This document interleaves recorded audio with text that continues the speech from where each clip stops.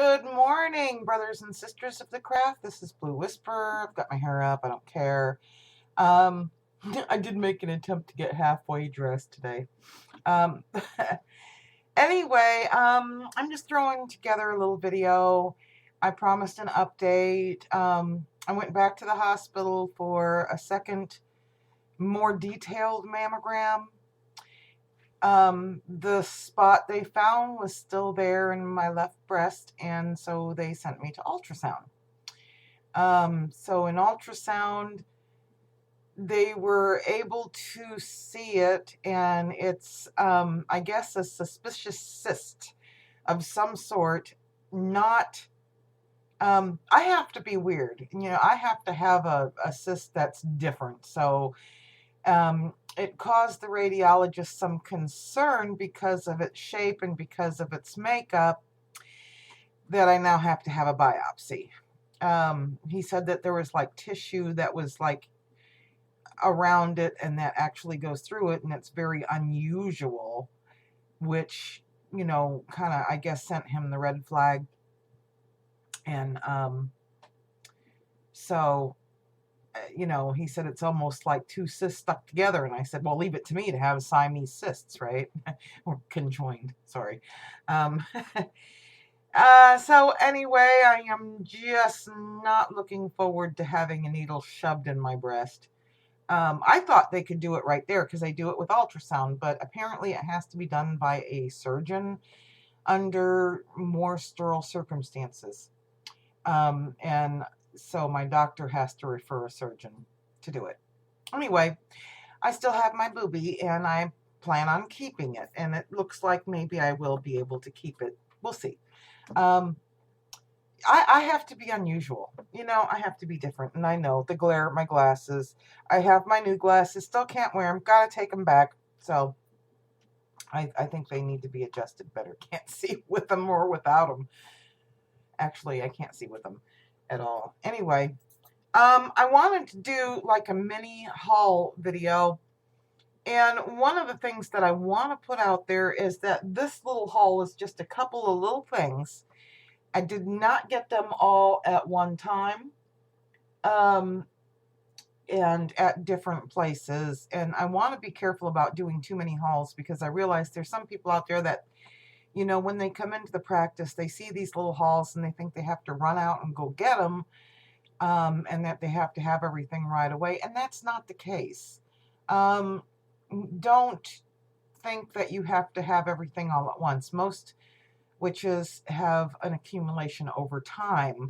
And they don't always just go run out. I mean, sometimes they'll have the extra money and they can do a great big haul.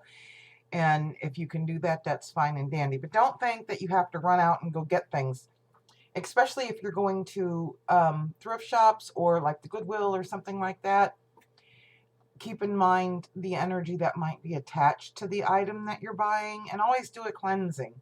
And in some cases, you may see something you kind of think you want, and if you're kind of iffy about the purchase, walk away from it for a little while and then come back to it later, or see if you're drawn back to it. In one case yesterday when I was out, there was something I saw that I kind of wanted, but I wasn't too sure, and I walked away from it. And by the time I thought, well, what is it I have to go back after? I couldn't even remember what it was and still can't. So apparently it was not meant for me to have. And I really believe sometimes objects draw you to it. In this case, I do want to show you this that I did get. And it wasn't at a Goodwill or thrift shop. It was in an antique mall. Now, believe it or not, at antique stores, sometimes you can get a really good bargain. Sometimes people that have these booths set up, they don't know what it is they have. Now, I have been looking for a regular cauldron.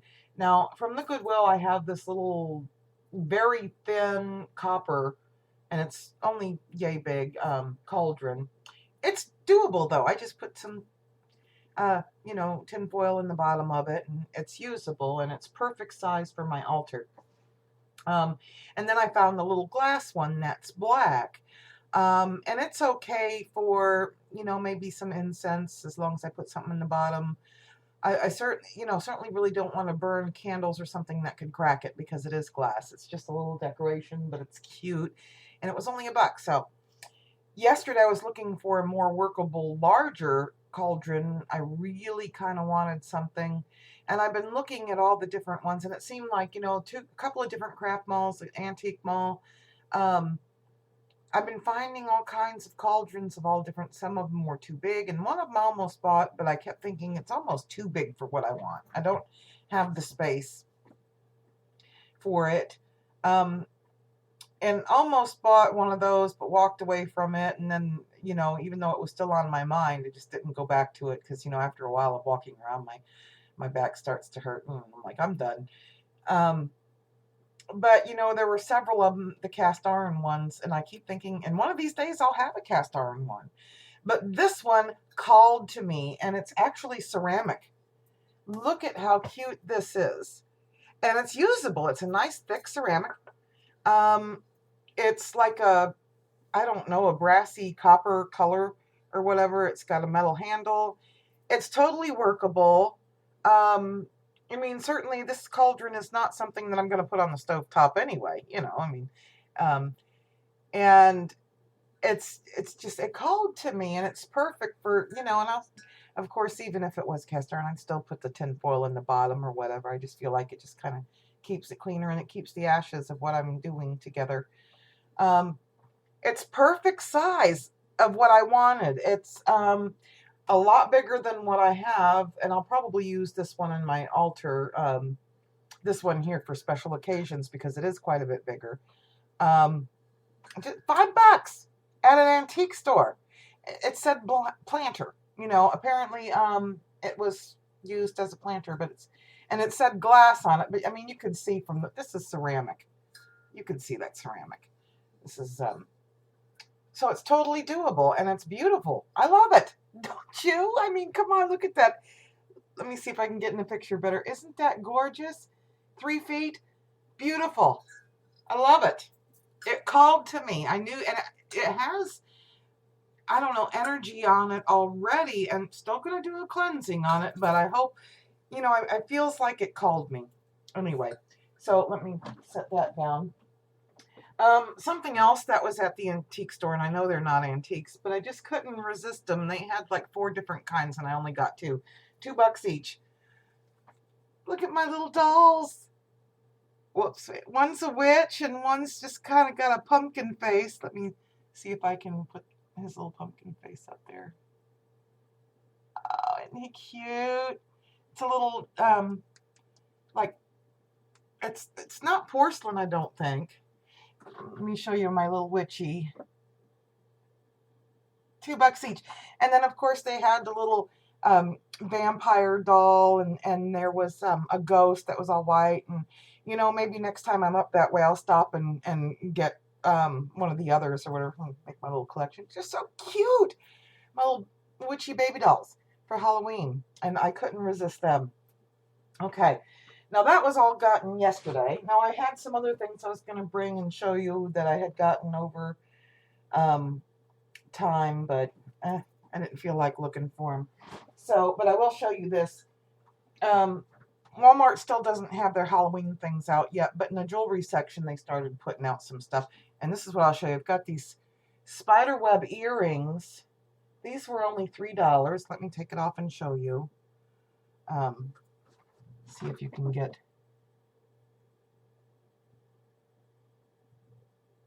there. These were only $3. And they've got all kinds of different ones. And I had a little bit of extra money, and I went and got them.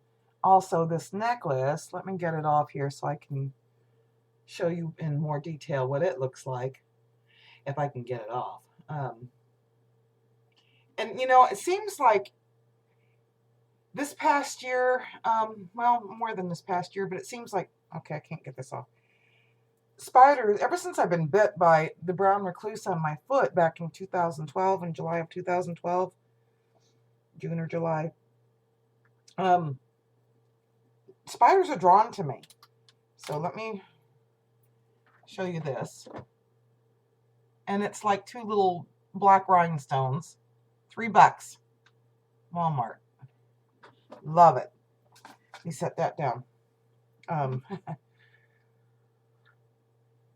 But anyway, then I got to thinking about it. I was just talking to someone else, you know, a little bit of chat, I can't talk, on Facebook. It dawned on me, not only have spiders been attracted to me, it's still not, you know, I mean, I'll collect them dead, you know. I'm still not real, you know, when it comes to live spiders. The little ones really don't bother me, kind of running around up and down these walls at night and whatever, but it's like I still get freaked out by them. And if a great big wolf spider comes up, I'm going to be standing on my chair until somebody kills it. And as long as it's dead, I'll put it in a jar and I'll, you know, hey, thank you for the, you know, thank you for the body of the spider. But one of the first stories I started reading about when I came back to the craft was the story of Athena and Arachnia. And, you know, so I'm not going to get into all about that right now because I'm kind of doing this video. I wanted to show you some stuff. So, but anyway, that putting out there. And then I picked up these for my daughter, who has recently told me that she has interest in, you know, working with her birthright and learning, you know, what powers she may possess and everything. So I got those for her, $3. Okay, so that's it for the haul that I'm going to show you right now. And remember, I didn't get all these in one day. And don't think you have to run out and go get everything all at once. Let things call for you sometimes. And don't think that you have to have everything all at once either, because some things are just, you make them. It's like, you know, with most my bottles and jars consist of bottles and jars of things that I bought and used. Like I save my wine bottles because they come in so handy for, you know, displaying moon water or graveyard water. Special jars, like there's some jars, when you buy pasta, get jar, you know, get the glass.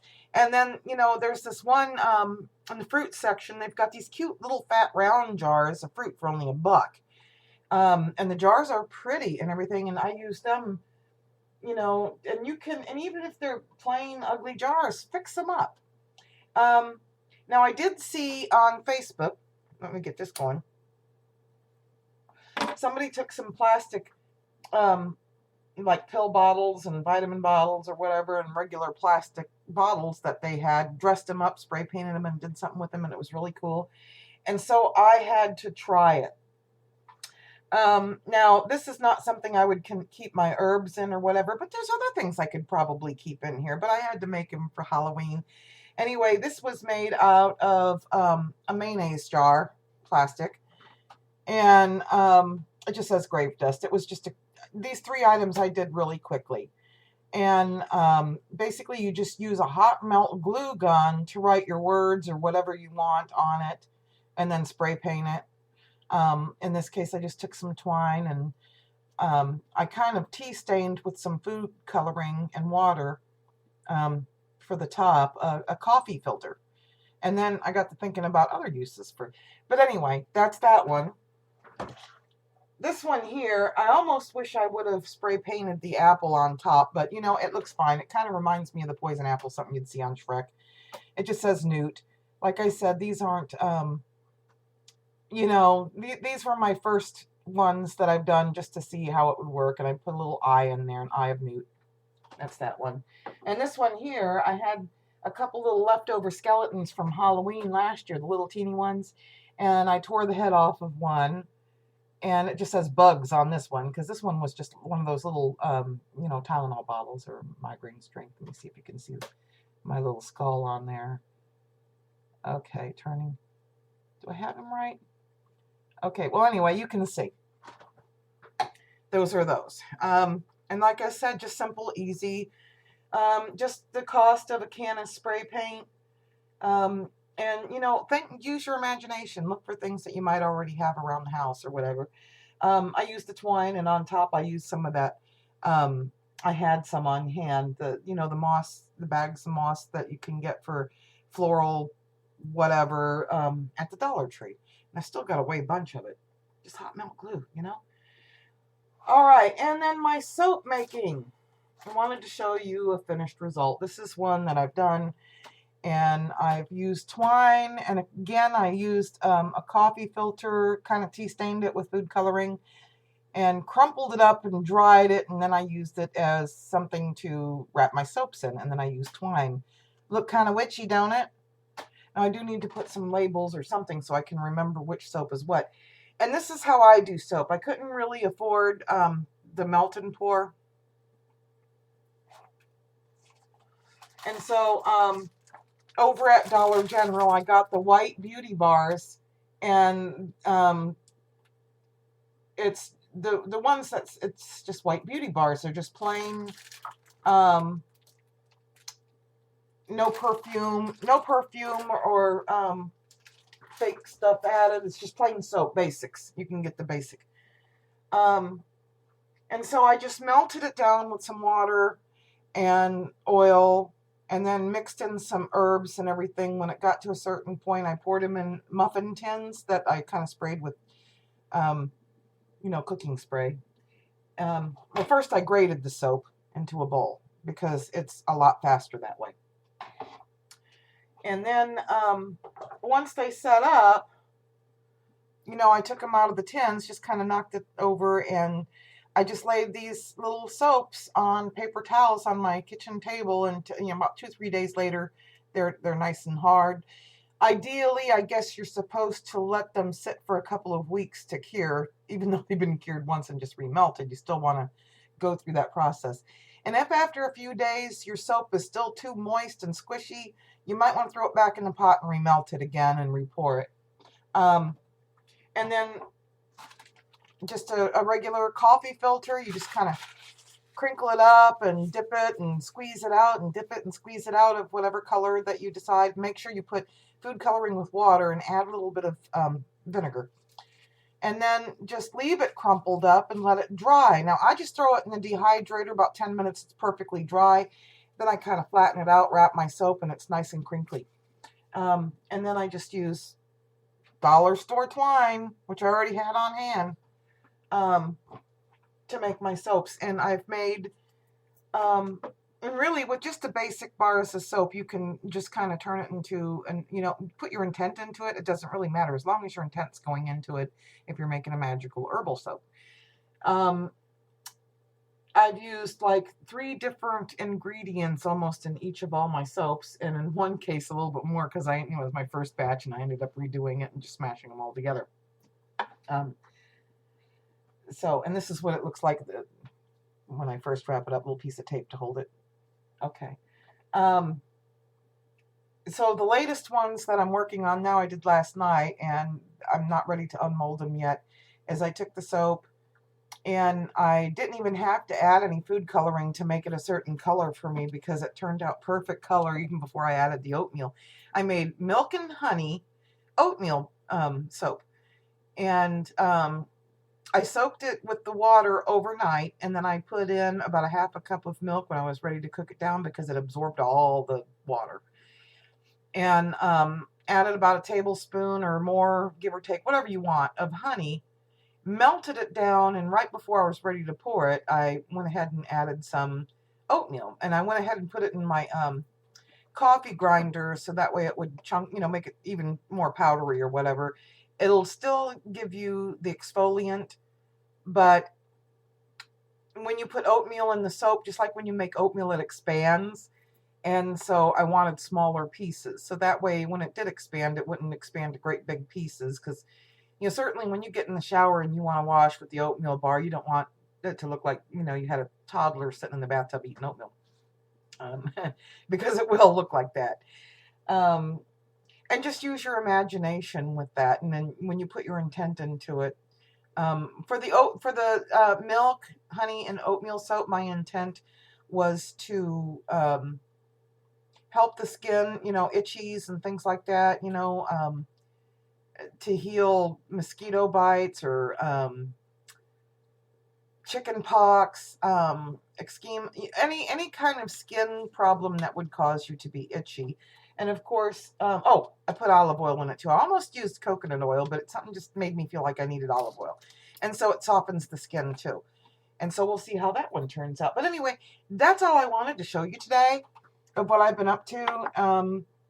I feel like doing different things like that is, I feel like I'm getting the full witchy experience by experimenting and doing different things. And certainly you can go out and buy those things. But it just seems like it's going to be more healing, and your spells are more personal when you put your intent into something, even if it's store-bought soap that you're reusing to make your own. You still have that opportunity when you're stirring, when you're adding stuff, to put your intent into it.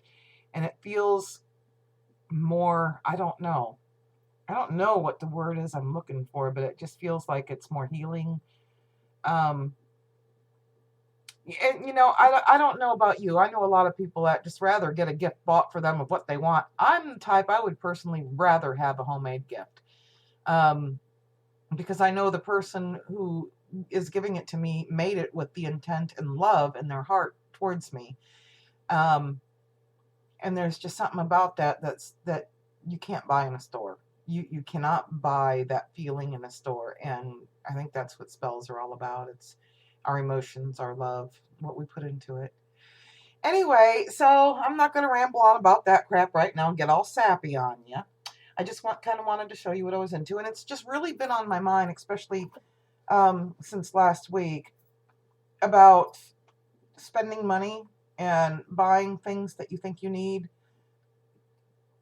No, you don't. You know what I'm trying to say. Come on. Use your imagination. You don't have to have everything right away. You will build up over time. To me, for some reason, it just feels really important that I put that out there, that, when you first walk into the practice or whatever, sometimes your magic wand might just be a stick. And there's certainly no problem with your buying the things that you want if you can afford it right there and then. But if you can't afford it, don't do without the things that you really need on it. Don't dig into your grocery fund or, and force yourself to eat ramen noodles because you had to have an expensive wand. I mean, a stick was my wand. When I think everybody goes through this when they first start. They get excited and they see things and they're like, oh, I can see myself with this, and I want this and I want that and everything. Stock up, clearance sale items after a holiday, perfect time to get a lot of different colored candles like red and green, and sometimes even gold and silver after Christmas. Your browns, your reds, your maple colored, and cinnamon brooms that you can decorate and make a perfume out of, around Halloween and Thanksgiving, and of course black during Halloween, unless you live in the Bible Belt and they don't believe in black candles because they are ignorant as hell. Yeah, that's my problem here. I have to travel to the next city to get black candles, and I don't have the means of traveling most of the time. And what you can't get, make something. Go out for a walk in nature. I mean, being close to nature, that's what it's all about. Make your own herbs. If you don't have something, and keep this in mind, if you see that somebody's using, say, a lot of heather in their practice, and you don't live in an area where it grows very well, or maybe it doesn't come wild, and so it's not readily available, and you think, well, I have to order it online. If you really feel like you need that and you need to order it online, certainly do so. But also think about what it is that you need it for, and look up the correspondence, because there might be something else that carries the same correspondence that's available to you in your grocery store, in your woods, somewhere. Invest in a good dehydrator. A lot of herbs and spices you can get from the grocery store. Sometimes they're marked down. Sometimes you can buy it bulk. if it's not already available in the powder form in which you want, and you really want the fresh. If you have it for a very long period of time before use, it may not keep. And if you dehydrate it, you'll have it.